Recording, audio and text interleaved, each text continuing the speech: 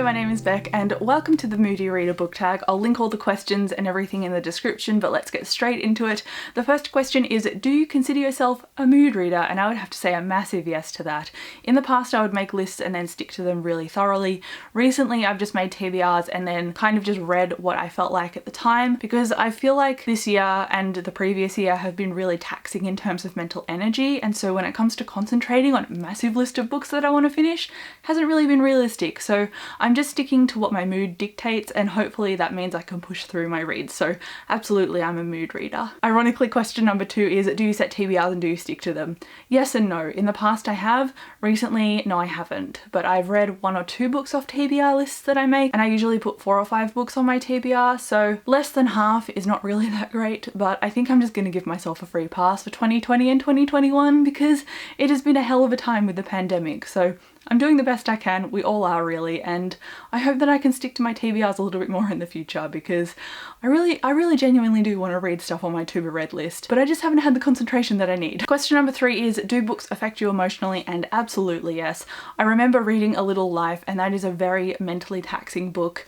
Probably don't read it if you are very vulnerable mentally because it is not a very uplifting book. It's about college friends and what they go through with their mental health. It's not a light at the end of the tunnel kind of story in terms of positivity. It's very graphic and dark, and when I read that book, I read it during a vlog so you can see all my ups and downs reading it, spoiler free, and I got to the end of it and I thought, I have to stop reading for a couple of days before I can put myself back together and then keep reading other stuff again. It wasn't a 5-star book, but it was a 4-star book, I think.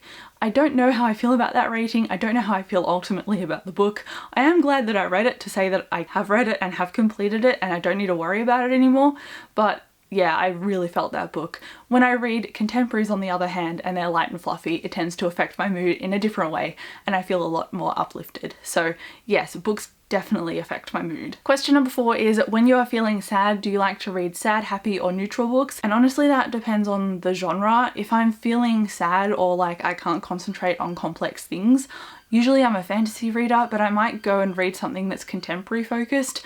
I'm sorry if you can hear the birds outside, but they're going bonkers. I do like to read contemporary books, like I said, that uplift me and make me feel happier, but sometimes I might go back and reread a fantasy book that, while it's a little bit more complicated for me to latch onto if I'm sad, if it's a reread I don't need to relearn all the details, I already have them in the back of my memory, and often there's humour littered throughout, so that brings me up as well. Question number 5 is, most often do you use reading to escape, learn or critically reflect?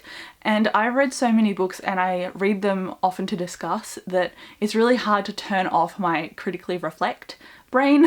So I do read them and analyze them as I go. It's kind of an unconscious thing. I can't really switch it off. But I also do read to escape because I love that moment when you're reading a book that just hits you and sucks you in and time passes like you're in a movie. And then you look up and wonder what time it is.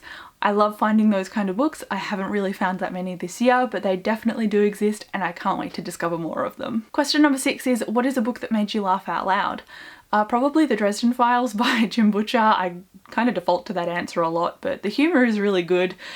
In terms of contemporary, I think I laughed out loud at Red, White and Royal Blue by Casey McQuiston. And then I have had the odd chuckle at Skyward, and I've also had the odd chuckle at fantasies that I've picked up lately, so it comes and goes really. Another one would be Joe Abercrombie's books. He tends to write characterization so well that even though it's a grim dark world, he has so many one-liners that are just quite hilarious, and I actually have found myself listening to the audiobook and laughing aloud, which is not really a problem at the moment, but when I was out in public listening to them on public transport, it was a problem. Question number 7 is, what is a book that made you cry? Or if you didn't cry at a book, what is a book that moved you? I'm somebody who cries at books quite often. I think one of them was Skyward actually, when I welled up with tears. It was near the end, I don't want to say why. Often when I cry in a book, it's because of an emotionally charged moment rather than a character death, for example. So I love it when characters are built up to grow to a particular point and then they make a decision and then there's a turning point for them. Often the meaning imbued in that turning point is what makes me emotional because it meant so much to that character. So if you can make me cry because of that, it means your characterization is marvelous. Question number 8 is, now I need to read this because I've messed this up twice. What is a book you didn't even know how you felt about after? So how did I feel after reading a book? I honestly can't think of one that was particularly divisive. I did read A Little Life and I felt conflicted after reading that book. And also recently I've just finished The Great Hunt by Robert Jordan, and I keep ping-ponging between I want to read the third book, I don't want to read the third book, because I gave the first book a 4 and the second book a 2. And so I want to know how the third book I'm going to rate it so that I can kind of figure out where the road is leading me. But at the same time, I don't think I'm going to continue reading the entire series if it's going to keep going up and down, up and down. So that is a book that is very divisive in my brain and I can't make a choice on yet. I might just have to start the third book, and if I hate it, I'll DNF it and then stop the series altogether. But at the moment, there's just so many reasons that I shouldn't continue, but my brain is like, no, do the thing. So I guess that's the book. That is the perfect answer for this question. Question number 9 is, are you more likely to read on a sunny day or a cloudy day? I'll read on both. It doesn't really matter to me. I will curl up with a book any time of day if I have the spare time to do so. Question number 10 is, do you usually set the mood when you read, like lighting a candle for example?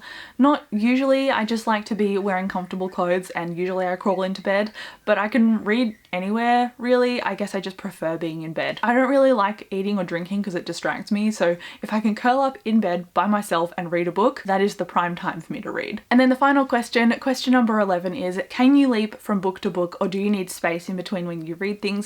Absolutely, I can leap from book to book. Often I read multiple books at the same time as well, usually in different formats though, so I'll read a physical book, maybe a comic, and I'll listen to an audiobook as well. So while I'm reading a bunch of things at the same time, they're not all exactly the same, they've got different formats. So yeah, I can definitely jump from book to book. Even if I have a massive hangover from something, I can usually jump into something else that's quite different because I read fantasy, sci-fi, and also contemporary, so I can kind of cleanse my palette as I go and it's not too bad. So that is the end of the book tag. If there are any that you want to discuss with me, come and chat to me down in the comments below. But thank you so much for watching this video. I'll catch you in my next one. Bye.